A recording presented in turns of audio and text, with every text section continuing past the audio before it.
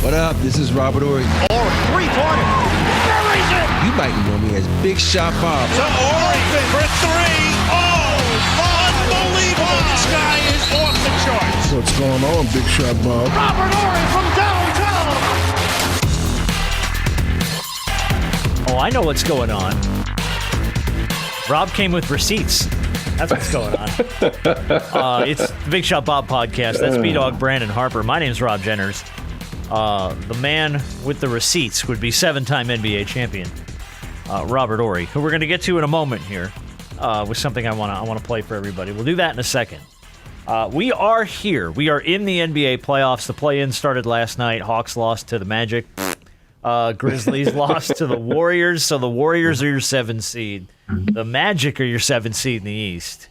And now we go into the play-in tonight where we get, who is it? Then we get Chicago and Miami in the East. Hawks will play the winner of that game. On Friday. And then we have Sacramento.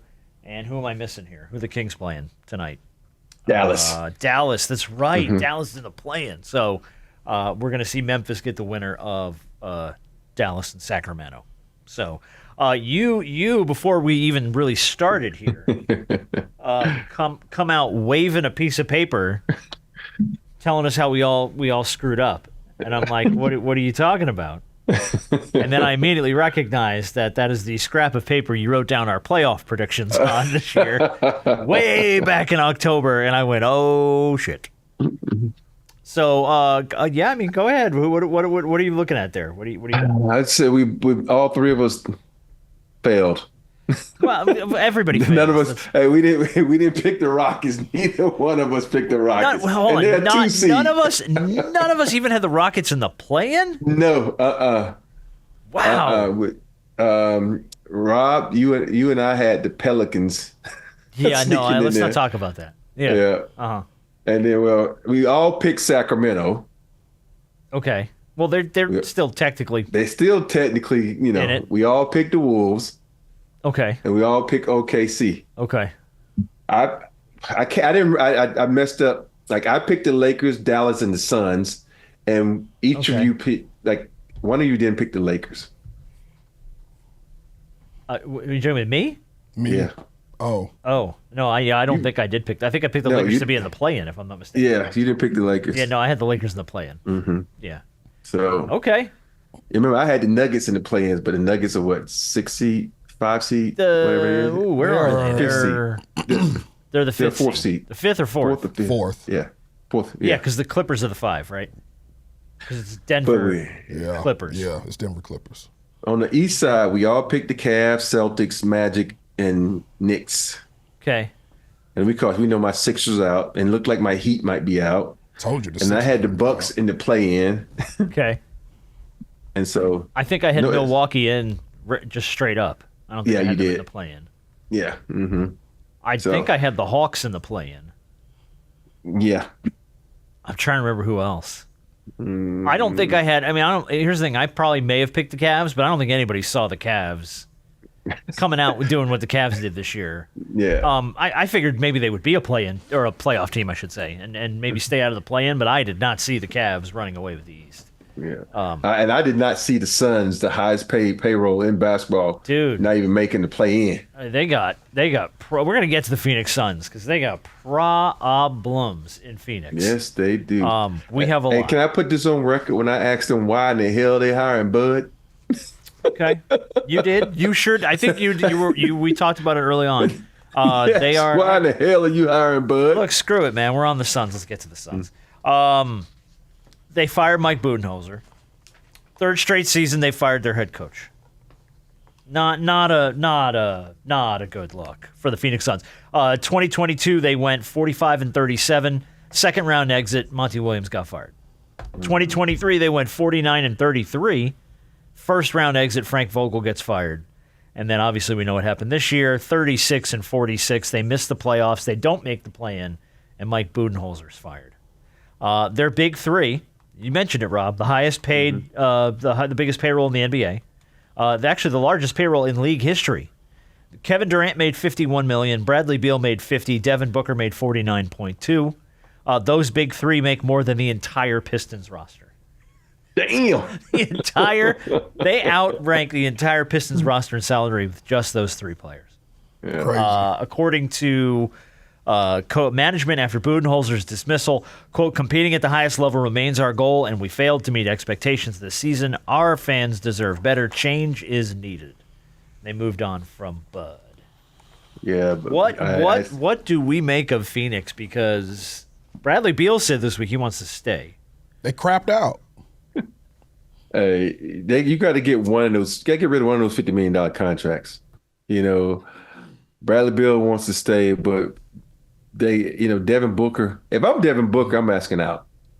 I'm like, yo, man, I gave you this franchise for 10 years. It's time for me to move on to somewhere else. Think he needs to move on. How? And you just said 10 years, and that made my head spin. Has he been in Phoenix for 10 years? I think he's been there for what is he, 28? He's been there for a minute, hasn't he? It feels like I just threw the number out for there a minute, but I'm curious to see how long he has been there. He's 28. I'm trying to see if they can run back when he's. Yeah, 2015. Uh-oh, we're blacked out. We okay? Yeah. Oh, okay, good. Making sure something unsavory wasn't happening. 2015, Devin Booker. So yeah, you're 9 seasons in. Yeah. On Book. Yeah, they got big problems. I mean, they got management issues. Like, forget head coaching. They have franchise management issues, big time. They got a lot of issues. Oh my God! And it's all right. I don't want to harp on it, but I think are we starting to reach this point in the NBA where we're sort of kind of grown beyond the super team? Because it seems like every time they assemble a big three somewhere, it's a monumental failure. Yeah, for me, the big three has to be something different. You think about Boston's big three, think about Miami's big three. They were all different players. This big three, they're pretty much the same 3 players. And it's not like one of them a power forward or a center or a point. They all like 2 threes that shoot and score. Even though Booker's defense has improved and KD's defense has always been good, but it's just like they're the same thing. You can't play one at 2, 3, and 4. I know you can do it, but they all do the same thing. You think about the big three they had in Clipperland. They pretty much the same thing too. So they had to get rid of Paul George, and they look a lot better without Paul George. And I know Paul George didn't have the year he wanted to have in the Sixers, but when you do a big three, they gotta fit. Not just go, oh, you're a talented player, you're a talented player, you're a talented player. It doesn't work. Just ask Calipari when he was at Kentucky. He throw all these fucking talented players together. This shit don't work, man. You got to have some guys. I call them specialists. You got to have some specialists that know their roles, going to do A, B, C, and D for you, and that's all they do. And you got to. And with that payroll, you can't get that in Phoenix because nobody's going to take that less amount of money to come play for the Suns when you're not guaranteed to get to the playoffs. Yeah, I don't know what this is, and I'm gonna put some of this on. For those of y'all who are hearing me, I'm just regaining my voice, so bear with me. We got to start looking at KD because as dynamic as a player as he is, eventually at some point in time, because of the magnitude of the player that he is, and if he's going to a team, how much a team has to give up, and how much players have to give up because of who he is, you got to start looking, dog, what other options do you have? Like, you're running out of options of teams that you could go to, not because of the fact that you can't play anymore, but for the simple fact that when teams want to trade for you, how much they have to give up of their own assets in order to get you. Now, you're getting a little long in the tooth. He can still ball, but it ain't like he getting younger. And teams got to now start looking at, okay, as great as he is, do we really want to give up all of our assets and all of our – like if I'm someone like Houston, I'm pretty sure Houston is going to have a conversation with the Suns at some point in time about a potential trade for KD. But if I'm Houston, I'm sitting in the number 2 seed in the West with all of my young guys, and none of them are really in their prime. Like, none of their guys are in their prime. Do I really want to think about giving up pieces to bring in KD, or do I want to continue to develop knowing that I'm kind of ahead of schedule with Ime? Or do I just want to be the hot new young team that's on the come up in the toughest conference? Like, they're number 2 in the West. That can't go. That can't go overlooked. They're number 2 for a reason. They play very well. None of their guys are in their prime. If I'm Kevin Durant and I'm the rest of the league, I gotta start looking and say, hey, it takes a lot to get me. What am I gonna have when I get there? Because he still want to win a title. But you're not going to be able to win a title with some of these teams if they're giving up heaven and earth to get you. Yeah. And I mean, and to your point, giving up heaven and earth to get, 3 guys on that roster? And Rob's talked about that 100 times, right? You just deplete your bench. You murder your payroll. You hit the salary cap. You're paying luxury tax out the rear end just to keep 3 guys on a roster who were great and maybe still are great. I mean, I don't really know what to expect anymore for Bradley Beal. He's a good player. Is he a $50 million player? And he pissed off now because obviously the report came out talking about Bud wanted him to be more like, I don't know if this is true, more I like think this Drew might Holiday. Be BS. Yeah, I think this might be BS. Okay, yeah. And it might be, but at the same time, I can see that happening. I can see Bud telling him that.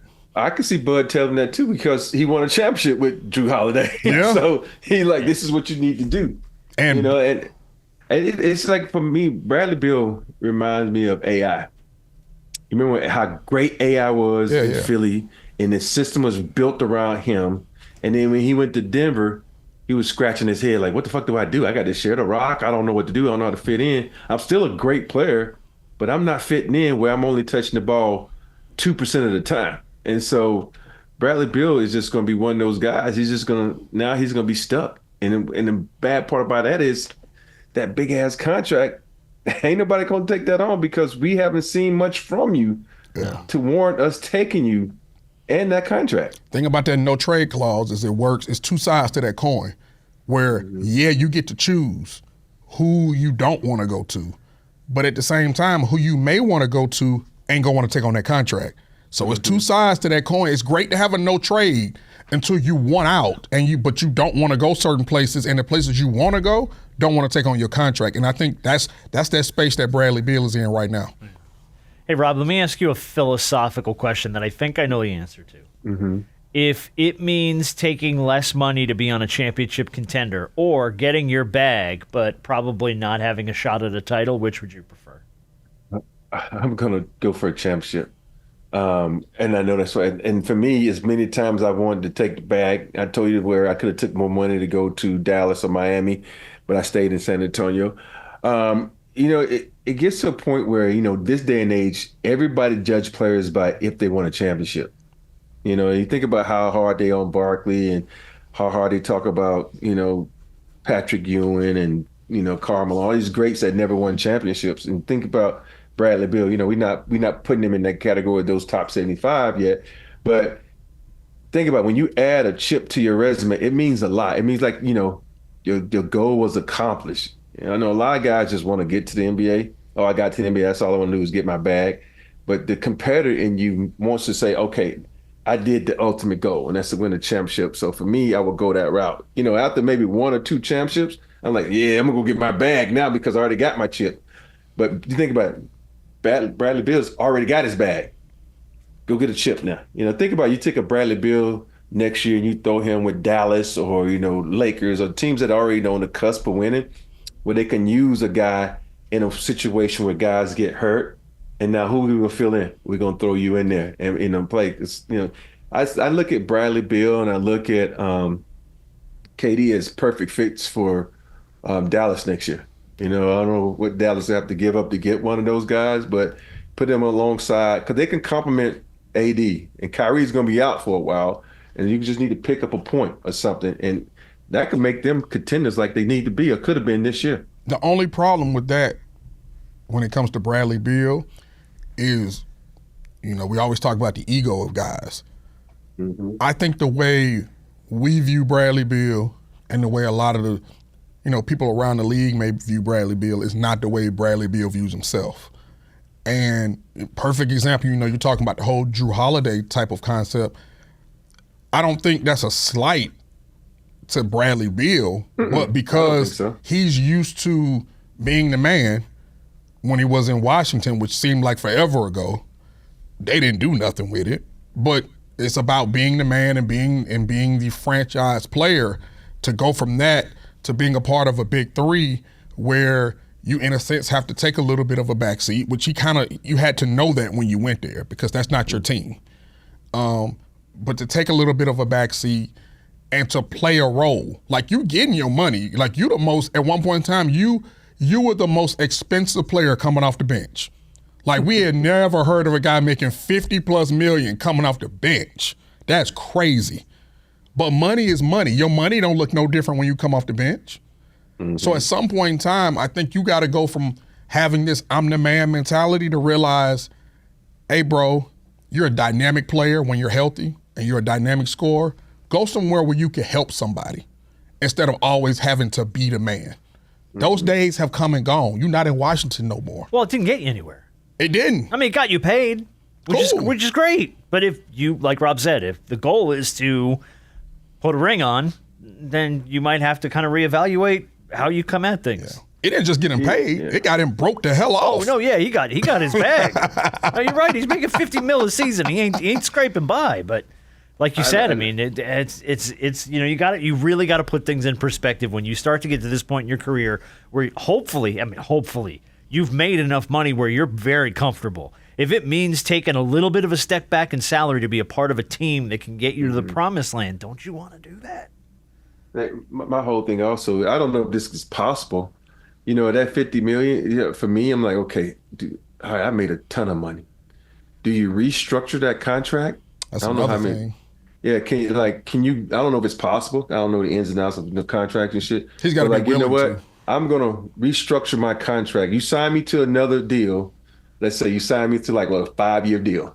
All right, we're going to restructure this contract where I do the Barry Bonds. So if I retire in 5 years, I'm not Barry Bonds, the Bobby Bonilla. Yeah, I get paid for the next 20 years. Yeah, we're going to back end all my money. Yeah. So, it's one of those things for me, it gets to a point where I wouldn't want to be talked about by the media every day and people looking at me because, the media can twist it. Now the fans are reading what the media says. Now the fans are hating you because you don't want to be traded. You're costing team money and you're the reason we're losing. Think about that. I'm not saying that's what I'm just saying, but they can be constructed like that by the media. Yeah. And he's looking like he's a villain now. At the end of the day, you don't want to be a villain. You're like, okay, man, let's restructure my contract and let me move on so, we can make both parties happy and I can go be happy because when you think about it, at one point in time, they were booing him. His home team was booing him. That gotta be an awful feeling, man. Because you want the investment to pay off. And again, fans, we've talked this 100 times. Fans don't really treat anything in any kind of fair manner. So it's not like they're trying to be fair to him. But you know what he's getting paid. I mean, it's very public what he's getting paid. Yeah. All three of those guys. And for you to miss the play-in, you got 3 players making $150 million and you can't make the fucking play-in?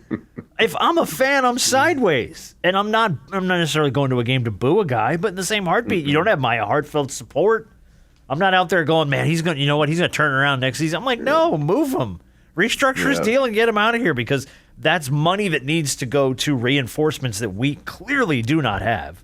We fired 3 coaches in 3 seasons. It's just straight turmoil for them right now. And when you see the stars of the team getting broke off like that, and he's not performed, hasn't been hurt, he hasn't performed what they expect, of course they're gonna target him.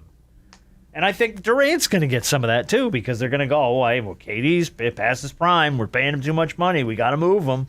So I feel, and Booker, who's the only guy I think on that team that if he just said, hey, I'm good and I'm gonna stay, everybody seems like they'd be cool with that. Mm-hmm. From a fan's perspective.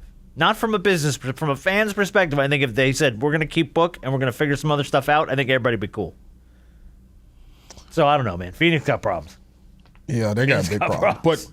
But it almost is like when the trade with Bradley Beal went down, it almost is kind of like you could see some of those problems on the horizon at some point because these are 3 ball-dominant guys. And we always say when you bring ball-dominant guys together, ain't but one basketball you can roll out there. And those guys making the money that they're making, you can't build out any depth, which they never had since the duration of having these 3 together. They don't have any depth, And all three of these guys, especially, well, really all three of them now, are going to miss time with injuries. They're going to miss time, which they did. So this had disaster in a sense written on it from the beginning, but because of the names and because of what Phoenix was trying to do, hey, you know how it is. Could Phoenix be the team? Yeah, what's weird is we forget that the Suns were just in the NBA Finals like, 3-4 years ago? Oh, yeah. No, it seems like it was 10 minutes ago. Yeah. Yeah. But, yeah, no, it was probably, 3 years ago? Yeah. I think it was 3 years ago. What was the it? They lost after to the bubble, wasn't it? Bucks. They lost to the Bucks. Lost That's to right, the they Bucks. lost to the Bucks. Lost to the Yeah. Bucks. So, yeah, I mean, look, that's a fall off that no fan base is going to be okay with when you're breaking guys off like that. Sorry, just not happening. All right, well, look, we do have a mountain of playoffs, so let's not necessarily talk about the teams that didn't make the playoffs. But we do have a game this week. We're going to play a round of they missed the playoffs edition of Who's Bigger. So that'll be fun. We'll get to see what you guys know about that. We do have a lot of playoff stuff. A couple of quick notes before we get to the matchups. Ant-Man finished the season as your leader in three-pointers made. He made 320. I don't know. That's just a lot of shots, man. A lot of shots from my guy. And then the rest of the playoff field kind of shook up like this. In the West, we got the Nuggets and the Clippers, the 4 and the 5. Surprised at all by where the Clippers finished this thing out? Now, Kawhi coming back toward the end of the season, I think definitely helped them get a little bit of their momentum, but not shocked by where the Clippers landed, but surprised. I think I'm surprised. I think the biggest key to the Clippers was Norman Powell. He elevated his game while he was out, and he was able to be Kawhi, Kawhi Leonard alike. And so I think that was the biggest key. And plus, we hadn't talked about this guy in a long time. James Harden kept the team afloat, just being himself. Not being the Houston James Harden, but being James Harden enough to get buckets, put teams on notice where he has to be double teamed. And let's go back to their big Zubac. Big Zooey did work today. He did a lot of work. He up and we don't like talking about bigs unless they're Wemby, but and Joker, but he did a great job for them this season. Okay. Yeah. Obviously, they're going to get the Nuggets at the 4. How do you like the matchup?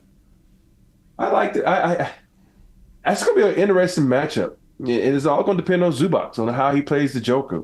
But I'm going to go with the Clippers. Okay.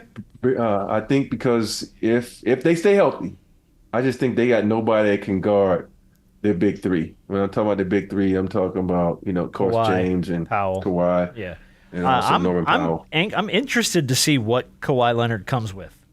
Well, he's been balling lately. He has. Balling. He's been showing flashes of Kawhi Leonard of old. You know what I mean? But he's been healthy. He has, which is nice. But I'm curious to see, are we going to get some kind of epic, postseason Kawhi Leonard Raptors-esque playoff run out of him out of nowhere, where he's been hurt on and off, and everybody they were throwing. Was it a Perk throwing rocks at him, saying he should retire? He should just call it. And now he's going to come out and just rip off a postseason for the ages. I'm waiting. But how good was the last game of the year, though? Clippers versus the Warriors.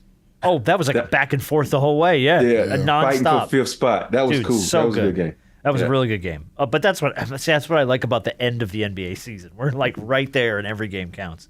All right, other matchups. The other matchup on the West, obviously, the one we probably should talk about first and foremost, the Lakers and the Timberwolves.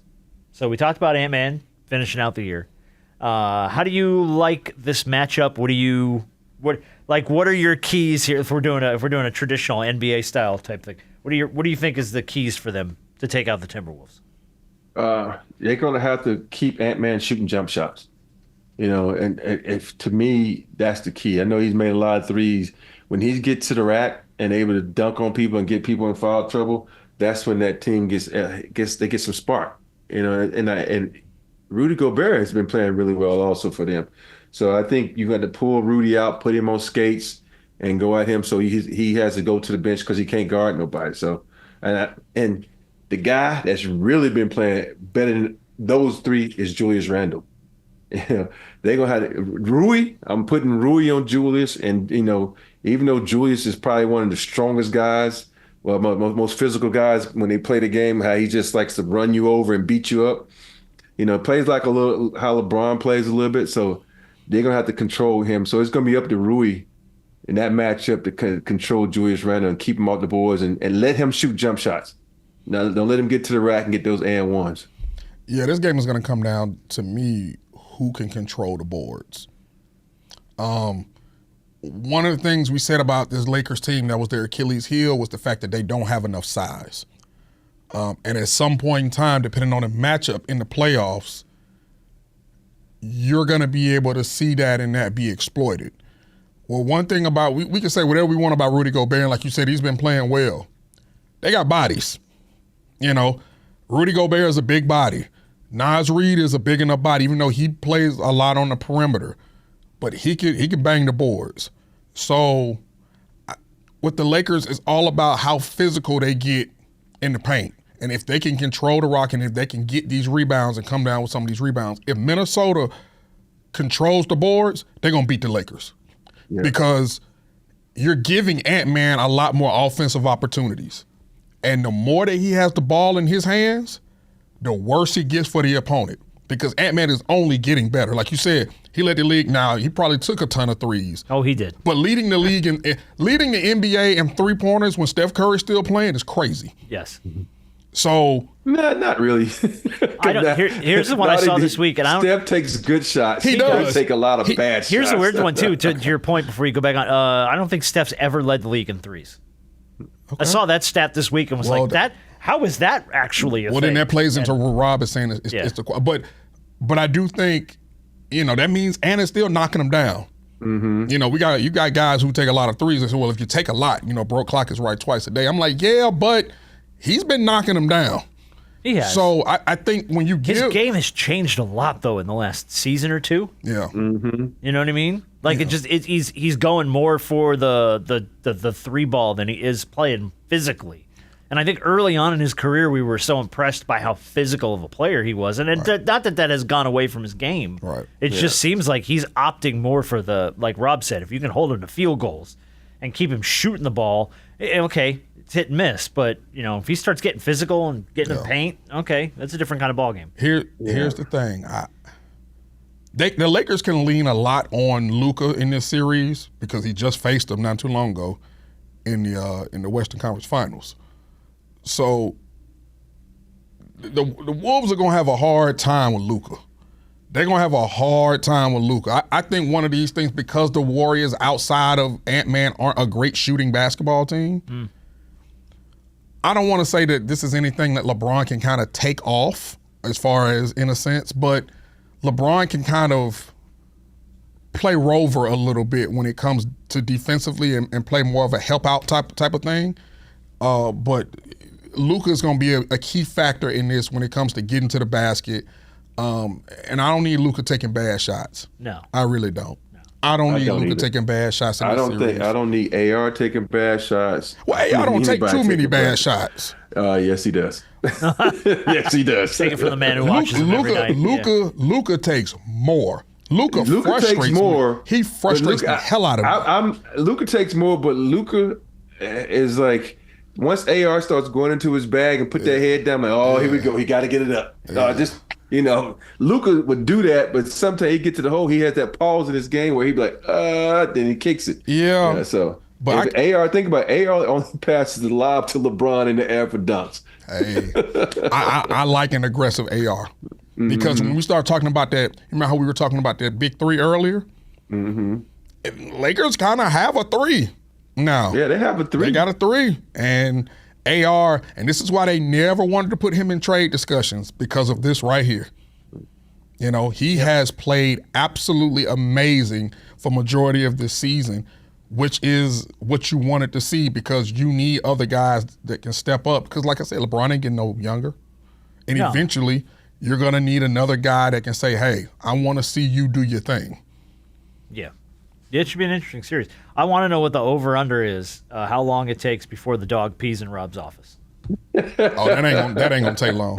Because I'm watching Rob this whole segment, and he's got eyes behind him. Like, he's just waiting for the dog to lift his leg so he can be like, nope, you're out. Nope, not happening. I know. Candace brought him in here because she had to take Storm to the vet. And she's like, just leave him in here with you. So I'm like, okay. No. Sure. He's just looking for something to pee on. I know it, right? Rob's got a new puppy. And it's a damn cute dog too. Holy cow, really cute dog. All right, let's see what else is left here to talk about with the playoff schedule. I mean, okay, Pacers, Bucks, Knicks, Pistons. Those are your 3-5. Your 3-6. That's going to be an interesting series. I was going to ask who y'all got in that Knicks Pistons series. Man, I really like scrappy Detroit. Yeah, and I don't have a lot to lean on aside for the fact that I just think Detroit's a scrappy little team. Here's the thing. Detroit can't get in their own way. They're still young. Yeah. And they can't let the scrappiness get them in trouble. Yeah. Because if it does, then it starts to take them out of the game. And that's just it. I think the Knicks are going to try and play to that, right? Like the Knicks are going to be a little more aggressive to try and get them off their game, to try and get them to maybe push a little harder than they normally would because they're young and inexperienced. And, and the Knicks have played real well this year. And we haven't talked a ton about the Knicks because, man, we're not really invested in the Knicks. But Knicks have had a good season, man. I mean, they finished at the 3 seed. They play real well. They match up, I think, pretty well against Detroit. But Detroit's a lot less experienced. They're also playing with house money. They are, and I like that. And that's part of what I like about that.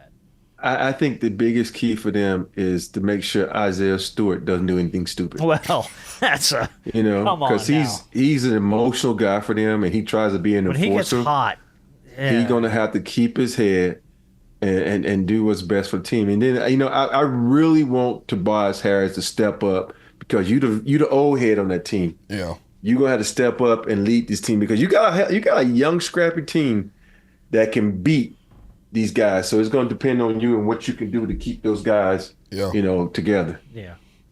Now I like it though. With I like the the Knicks, series. Everything gonna come down to Tibbs and his rotation. Yes. Because we've heard time and time again. He ain't rotating nobody. Well, here's the thing. You've even had, you've had guys throughout the years, and we know how Tibbs like to run guys into the ground.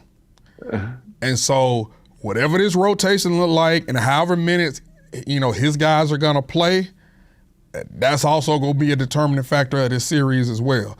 Because it's not by coincidence that Tibbs has coached a lot of players where Tibbs likes to run his guys into the ground. Yeah, they all I think that the top 3 of the top 5 guys in minutes were Knicks starters this season. Yep. So it's in minutes played. So it's he gets the most out of them. So that's I think he's just going to have faith in hhis bench because if you look at his bench, he got some guys over there that can come off that bench and give him some minutes, man. Yeah. So you just got to trust it. Okay. And because you think about it, you got Cameron Payne that comes off the bench, and they acquired PJ Tucker. You got some guys that you can throw out there. Give Josh Hart a rest, because that's the biggest key to me. Josh Hart and maybe Mikal Bridges. Those 2 guys are going to need rest because those are 2 guys you're going to need, more importantly, defensively.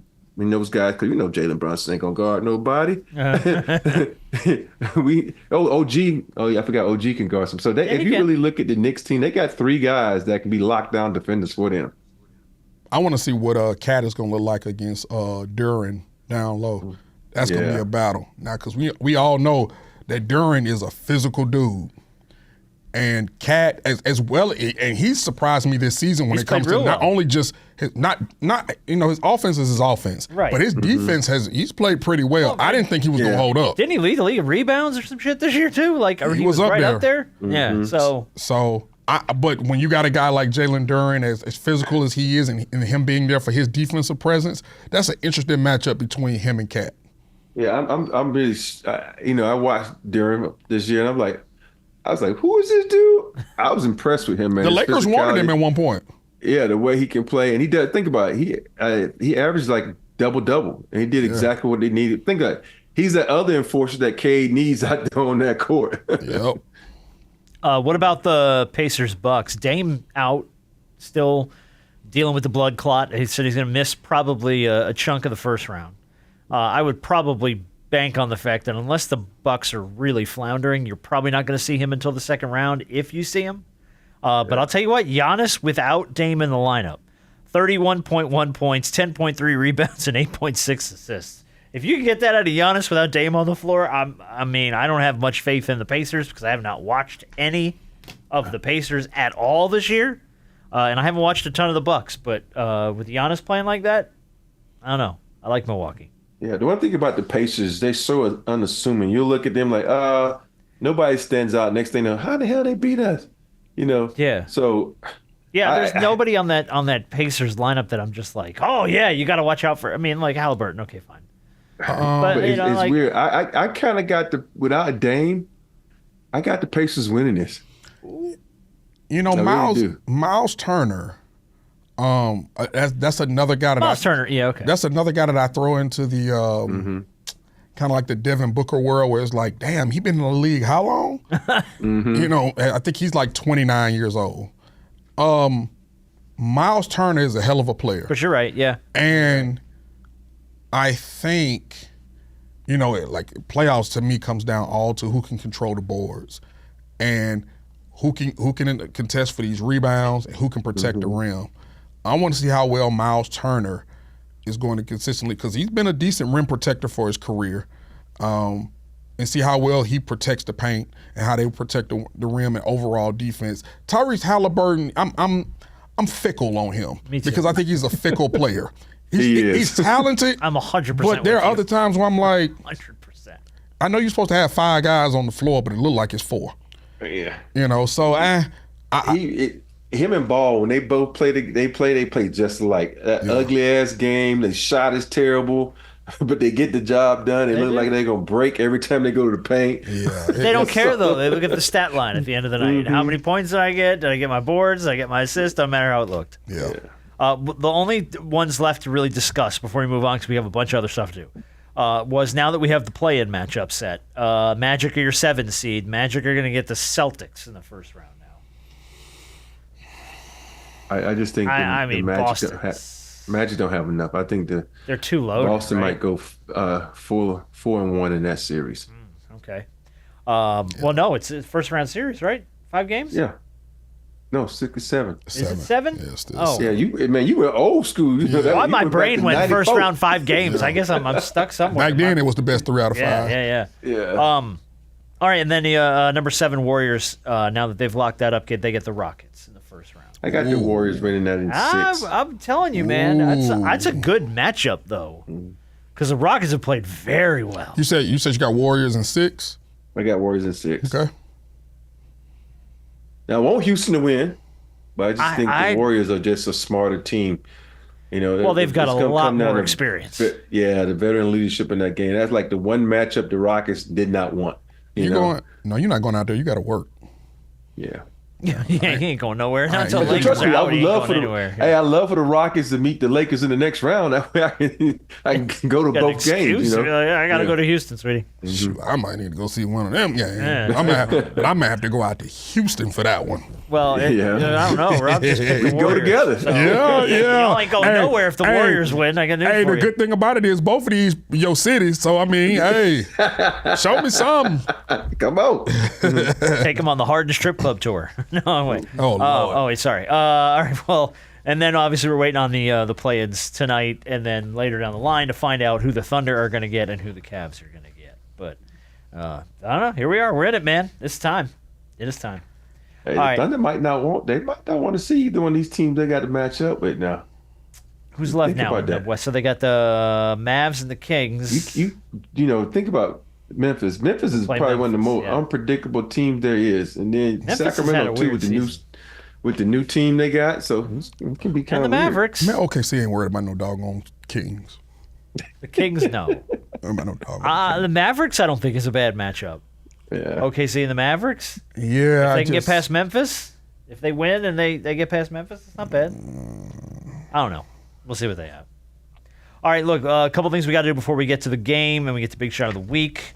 In fact, you know what? Let's go ahead and do an early. I got 2 big shots of the week this week. Okay, perfect. I'm gonna give you the first one, and we'll do the second one later. Here's the first one. But we also heard a story that there was a jersey that you owned that you lost in the fires. Nick, can you tell us what happened there? Yeah, it's a jersey that we've had for a long time, signed by Robert Horry, Big Shot Rob, Lakers legend. And unfortunately, we didn't bring it out along with the rest of our things. And it's just one of the many things that we miss. Well, you thought you were coming here to hang out with us on NBA Today, and we loved having you here, but we also wanted to make sure that we could do a very, very small part in helping you to rebuild. And so we have Robert Horry here in studio with the jersey just for you, George. What's up, George? How you doing, brother? It is just for you. You think you can wear this? You think Well, get up, man. Let's try this on real quick. Don't talk to that boy like that. You made that boy put Let's your see jersey this on. jersey, because we thought that it would be very special for you to not just have the jersey, but to meet the man and the legend behind it and make sure that we get it signed here for you. So that way you can know it's officially signed by me. I'm going to do it right here in front of you. Where's my pen? I got it right here. We got to do it right here in Ready? front of everybody. So I'm going to sign it for you right here. Let's go. You know, I'm kind of old. I'm going to get down on one knee. Get down. All right. I heard the knees cracking. I was like, oh, damn. There's a lot of rings on this set right now, Malika. Yeah, I was going to say, Brian. I'm about to ask, after George get an autograph, can I get one too? I ain't never met. This is my first time meeting you too, OG. Robert Horry, is there anything that you wanted to make sure you asked or say to Robert Horry while he's here in studio with us? so much. Oh man, you give me a hug, man. Give me a hug. Thank you for owning one of my jerseys. You know, I play with a lot of greats, and the fact that you chose mine means a lot to me. So, thank you. That was a cool moment, dude. How did that whole thing go down on ESPN yesterday? Jason Glushine, you know, he's a good friend of mine, an agent. You know, he represents a lot of the Celtics, and so he was like, "I have this friend that needs a jersey," and then he reached out to Malika, and then it kind of happened from there. So. Yeah. Hell, I ain't doing that. The Lakers are, No, it probably was not in cool, the playing man. It was a game, good so moment. I got time. We had no clue it was happening. Harper walks in here yesterday holding up a phone going, Rob's on ESPN with Mike Andrews. I don't know what the hell they're doing. And then, like, 20 minutes later, it's on social media. Robert Horry surprises a fan. And the immediate feedback from the internet was, how does this young boy know who Robert Horry is? I There know ain't it, no right? way- I'm like his dad was a fan. That young get man. this, though. I talked to him afterwards, and he was like, how did you feel after you make that shot? You know, I watch it on video all the time, and I want to be like that. I'm like, Oh, so your dad must be making you watch old film and shit. No, man, he's a kid. He's on YouTube, Yeah. and you know, immortality lives on YouTube, man. Exactly. You know, you go back and watch all that stuff. And it's so weird how, you know, so many people are like, he don't know who he is. It's just the fact because the kid wasn't born. Hell, I don't mean it. The internet can't let anyone have a nice moment. They're I just know like, it, right? They want to There's go so ahead and many- kid just know Robert Horry is. So many Get out of haters here, out kid. there, man. It's amazing. People But just good- want to hate. Oh, dude, we love it. Good on you though. That was a cool moment, man. That was a really fun. nice thing, man. Yeah. Good thing you do for that kid. All right, let's briefly mention a couple of quick things here. Jokic. 3 MVP awards, a Finals MVP already in the trophy case, and somehow this man still finds a way to make history this season. And he finishes with an average triple-double. Damn. The third player in NBA history to ever do it, behind the OG Oscar Robinson, and then Russell Westbrook, Did it 4 times. who has done it 4 times. That's why he's a Hall of Famer, future Hall of God Famer. bless. Jokic's Top season, 75. Jokic season's average 29.6 points, 12.7 rebounds, 10.2 assists. So yeah, just when you think Jokic is good, he somehow manages to get better and better and better, which is wild.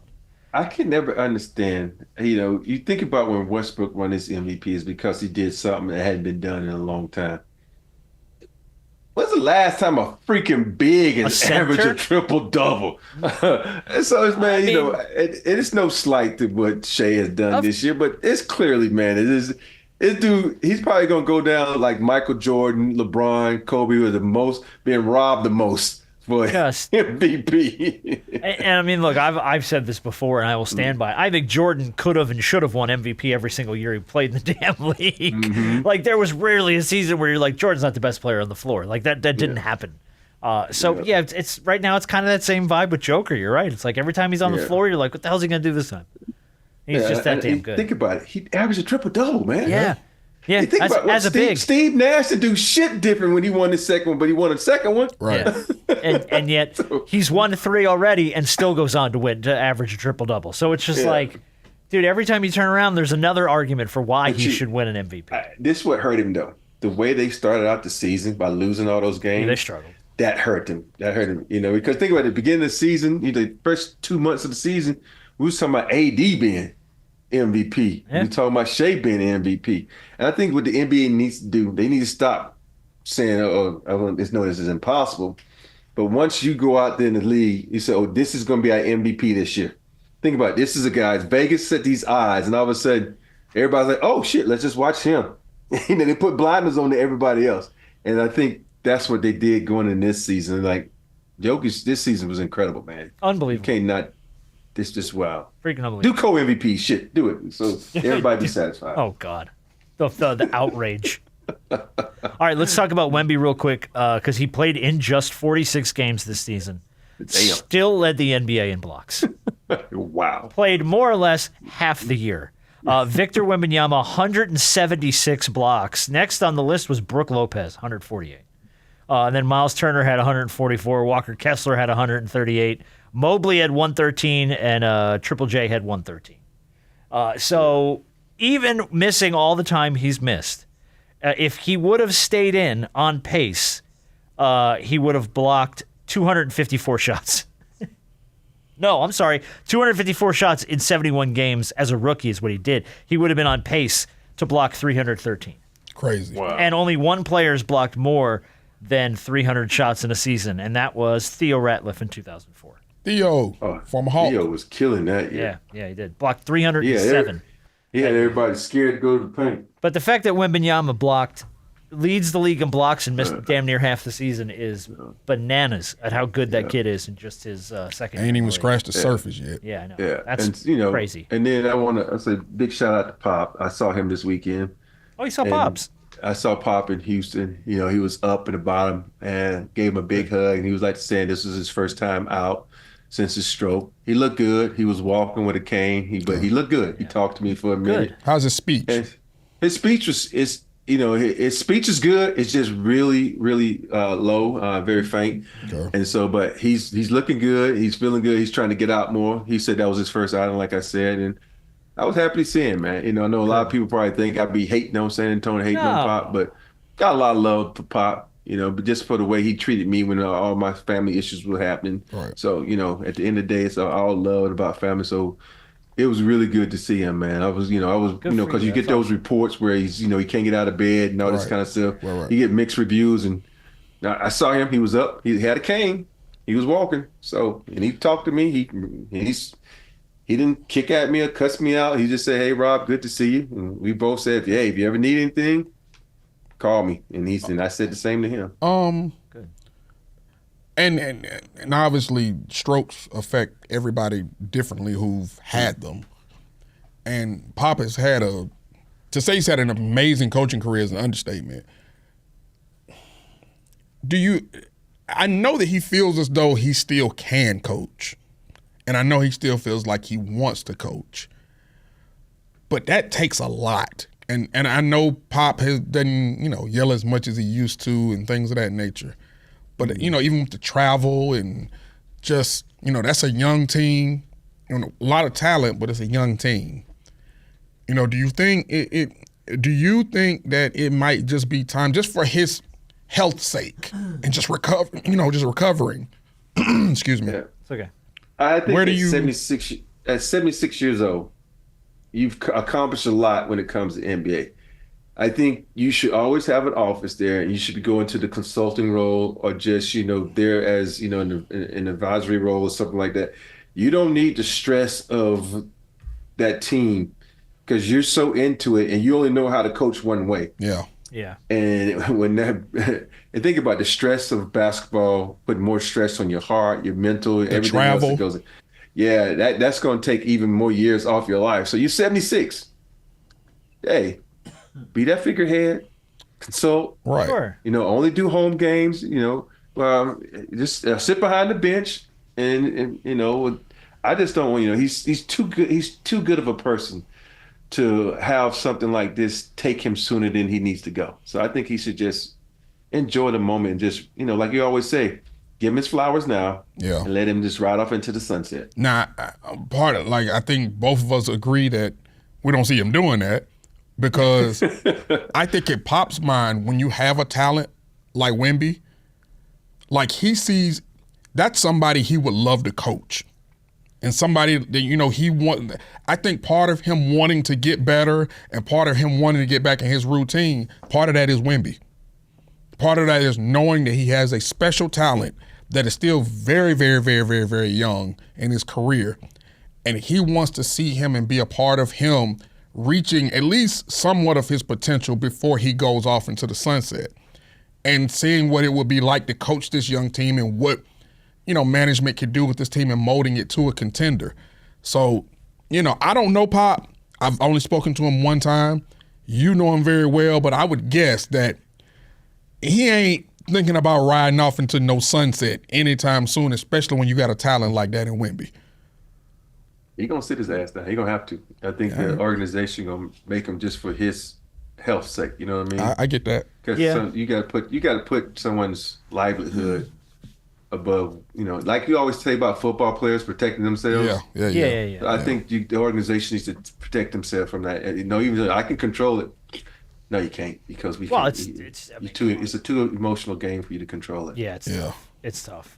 All right, let's do big shot of the week, and then we're gonna play our game because we are running all kinds of long. I have something else we're gonna get to. I'm gonna boot it to the shoot around on Friday. So if you want to have extra topics, tons of extra topics for the shoot around on Friday. Big shot of the week. Aside from Rob doing something that was really cool this week, I'm giving big shot of the week to Ernie Johnson Jr. For this moment on the final regular season broadcast of Inside the NBA on TNT. Every night we've had to prove ourselves. Every night. Because we were working with the heavyweights in sports. We'd worked with the folks at ABC and NBC and CBS, and it was like, well, prove it. And we did. And we do every night. That'll never change. And one of the most gratifying things about the whole process is this. We start the NBA on TNT back then in '89, and then we become synonymous with the league. For the fans out there they think NBA, and they think NBA on TNT. That's why it hurts tonight, to know that's gone after this next playoff run, and that's the business of basketball, I guess. But I will say this, no time for bitterness. It is time for appreciation. It's time for gratitude. And it has been my pleasure to be one of your coworkers, one of your teammates, and a part of this family. Love you. I mean, when you can't say Ernie Johnson is a class act enough times, I'm going to say it again. He is one of the best class act guys in the history of sports media. What a beautiful, cool, heartfelt moment from Ernie on when he has every right to be pissed off that this thing went the way it went. He isn't. He isn't. He's the consummate professional. He knows that this is a moment for celebration and not bitterness, and he said it in his little speech there. And to stand out on the campus of TNT with all the employees who've worked there with him for 30-plus years and give that speech, holy crap. Yeah. Makes me tear up just hearing it. Yeah, to see what TNT and Turner and all of them have meant to the NBA for so long. And, when you have a platform like Inside the NBA where you implement a level of entertainment that no one has ever really seen, to the point where you forget that you're looking at guys who played in the league, were very successful, Hall of Famers, won rings, all of that, and you're looking at them, and you're really not even looking at them for basketball, per se. Yeah. Excuse me. You're looking for fun. You're looking for fun. Yeah. And so Entertainment. Mm-hmm. Yeah. The fact that you've had people complain left and right, whoop-de-woo, oh, this guy is this or this guy is that. The reason why this was the greatest show on TV is because not only, yes, did you get basketball, But there's so many moments where there are so many funny things that happen and so many memorable things that happen that you'll never forget. You can complain all you want. Guess what? Them same people that complain were the same people they're watching every single night on those West Coast games, waiting for the game to go off so you can see the guys on the set. At 2 o'clock in the morning, half awake, just falling out of themselves. Hey, Mom, there's a game going on during Inside the NBA. Yeah. That's really what it was. Okay, the game is cool. I'm not here for the game. I'm here for the guys. And so to see just cool, man. Those four, obviously you've had different renditions over the years. Ernie and Kenny have been two of the mainstays, and then Charles and then Shaq came about. But to have those four up there, I don't think we'll ever, no disrespect to anybody else in the industry, there will never, ever, ever, ever be anything like this ever again. And I'm saying that here. Yeah, I think you're right. So just a big shout of the week to EJ and that staff and what they built over the years there is bananas. It's just crazy. I think when you talk about EJ, just the respect he commands from everybody that comes in that studio, and the love he shows to everybody that comes in that studio. It's so weird when you watch EJ how he's the only one that can control them two idiots that sit at the ends. Because it's respect. Everything with EJ is orchestrated through everybody's respect through him. They follow his lead, him. right? They follow his lead. And the funniest is too, because I think we had him on when we were doing the show with Shaq, and he was like, everyone calls me a traffic cop because I'm basically in the middle trying to like mitigate the two dummies. And he goes, but my role as a traffic cop is to wave Chuck through the light so he T-boned Shaq. I was like, I like that. Always remembered that. So big shout out of the week to Ernie. All right, you ready? Yeah. Game time. Let's do it. We've played this game before. It's called Who's Bigger? And I'm going to give you two stats. You just got to tell me who's bigger. And this is a we missed the playoffs edition of Who's Bigger. So we're going to start with the Philadelphia 76ers. We laugh at Philly when the opportunity presents itself. Even if the Eagles had one of the best seasons in the history of the NFL, and just what a great year for the Eagles. The Sixers, not so much. So who's bigger? The total number of games Joel Embiid played in this season, or the Eagles' total number of wins, including regular and postseason? And I will tell you, by the way, in this week's edition of Who's Bigger, all of these numbers are damn close. There is no blowout winner on either side. Yeah, this one right here is close. So total number of Embiid games or total Eagles wins this year? Who's bigger? I'm going to go with Embiid games because I know. Okay. I think Embiid played like 25 games, I think. Did he? Played or dressed out for? Okay. Yeah. Dang. I'm gonna go Embiid too, but only by a little bit. Okay, everybody goes Embiid. I'm gonna regret this. No, you're not. Okay. Everybody gets a point. Yeah, it was Embiid. Embiid played 19 games this season. The Eagles, including the Super Bowl, won 18. So it was a difference of a single game. Yeah. All right, good job. Number two. While we're on Philly, let's talk about our boy Podcast P. He put his podcast on hold to, quote, focus on a championship run this season, which means he can just go ahead and start that show back up any day he wants now, because that's pretty much a done deal. So who's bigger?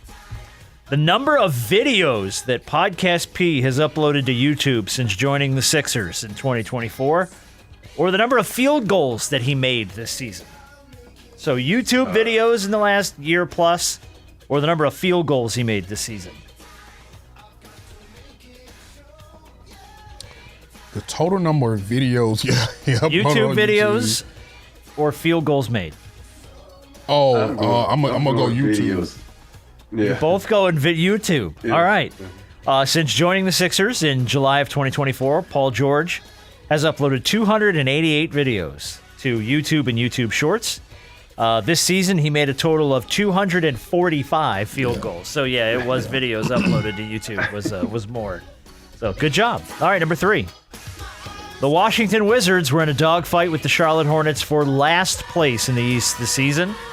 Oh, there's a puppy. There's Rob's dog new fight, puppy. If so- you're watching us on YouTube, speaking of YouTube, if you're watching us on our YouTube channel, Big Shot Bob, you can see Rob's. Oh, look at that guy. Oh my God, he's cute. Oh damn! Now I want a dog. Stop. My wife's gonna kill me. You said he's what, 2 months? Yeah, like They 2-3 think months, 3 to something like 4 that. months. Yeah. Yeah. So, man, he's a cute puppy. All right, so the Wizards beat the Hornets by 1 game for the worst record in the East. Yep. So who's bigger? The Washington Wizards' average home attendance this season, or the number of military personnel that work at the Pentagon? So the average number of attendees in a Wizards game, or a number of people that work at the Pentagon? Military personnel. Is this before or after Trump? Oh, I don't know. I didn't factor that in. Sorry. I'm going Pentagon. Yeah, there were cutbacks. I'm just saying there were cutbacks at some point. I'm going military personnel. Everyone's going Pentagon. Wizards' average home attendance this season, 15,802. It's not bad. Approximately 25,000 military personnel work at the Pentagon. So, yeah, you're both right. It was the Pentagon. All right, number 4. We got 4 to go. We got 7 total here. We talked about the Charlotte Hornets. They don't have a lot to brag about this season. They finished 14th in the East. The only other thing Charlotte's got going for it, I think, at this point is NASCAR, because they have 2 of the biggest races of the year. So who's bigger? The number of Hornets wins this season, or the number of turns at the Charlotte Motor Speedway road course? Number of turns. Turns more than wins. Harper? I'm gonna go number of turns. Everybody's going number of turns. The Hornets won 19 games this season. The Charlotte road course has 17 turns. So it was actually, neither of you going to get a point on that. Well, I guess, I thought it was like 23 turns. The road course boasts 17 turns. I guess that's one of the only other few wins the Hornets got this season. Yeah, that's it. That's all they got going for them. All right, Toronto just missed the play-in by 7 games. So even though they missed the playoffs, my question here is, who's bigger, the number of Toronto Raptors wins this season, or the distance in miles from Toronto to Niagara Falls? Niagara Falls, which is not very far from Toronto. Not very far at all. Step by step, inch by inch. I don't know what you're doing. That's from Three Stooges. Okay. So Raptors wins or miles from Toronto to Niagara Falls? I'm going to take Niagara Falls. Niagara Falls for Rob. I'm going to take Raptors wins. Raptors wins for Harper. Raptors won 30 games this season. Toronto is 43 miles from Niagara Falls, so the point goes to Rob on Niagara Falls. All right, number 6, 2 to go. Let's not forget about Jenner's sleep. No, we can forget about my sleeper team, the New Orleans Pelicans, who finished 14th in the West. Thank you, by the way. They never woke up. They never woke up. So who's bigger, the number of games Zion Williamson played in this season, or the number of playoff and postseason wins the New Orleans Saints have notched in their 58-year history? So Saints postseason wins, or the number of games Zion played this year? You said the Saints? Saints or the Hornets? Oh. No, the Saints. I'm in New Orleans, guys. I'm in New Orleans. Oh, New I see. Orleans Pelicans. Oh, I'm taking the Saints. So Saints postseason wins in their history, or Zion games this season? You talking about 58 years, Rob. I am. I'm going to take Zion. You're going Zion Williamson. Rob's going the Saints. Zion Williamson played 30 games this year. Including Super Bowl wins, the Saints have 10 postseason playoff wins. You forget they were wearing bags over their heads in New Orleans. I was thinking the Super Bowl win. I forgot there's only 4 games. Yeah, I was going to say, and that's 3 games? Yeah. To the number 1 seed? And that was 2009, bro. All right. Last one. Let's turn to Phoenix. We talked about Phoenix extensively at the front of the show. Who's bigger? The number of games the Suns won this season, or the number of games that Durant, Booker, and Beal played in together this season? Oh, I think it's the Suns wins. Yeah, the Suns wins. Suns wins. All right. Suns won 36 games this season. Durant, Booker, and Beal played together in 37 games. Dang. So you're both wrong on the end of They still didn't play together long enough. No, they did not. They did not. And it didn't help them much, if any, because they only won 36 damn games. That one was close. So, that one was real close. Again, a lot of these were real close. So that's the missed the playoffs edition of Who's Bigger. And a lot of bonus stuff going to the shoot-around on Friday, by the way. So join us for the shoot-around on Friday. We're going to have an impromptu game in the shoot-around. We're probably going to start the shoot-around with it. It's going to be, can Rob and Harper guess the top-selling jerseys in the NBA this year? I got the top 15. So you sit on that. Oh. Don't do it now because we're going to do it in the shoot-around on Friday. But think on that one for a little bit. And I think I can do that. We'll see you guys on Friday. That's going to be hard. That's what she said. Yeah.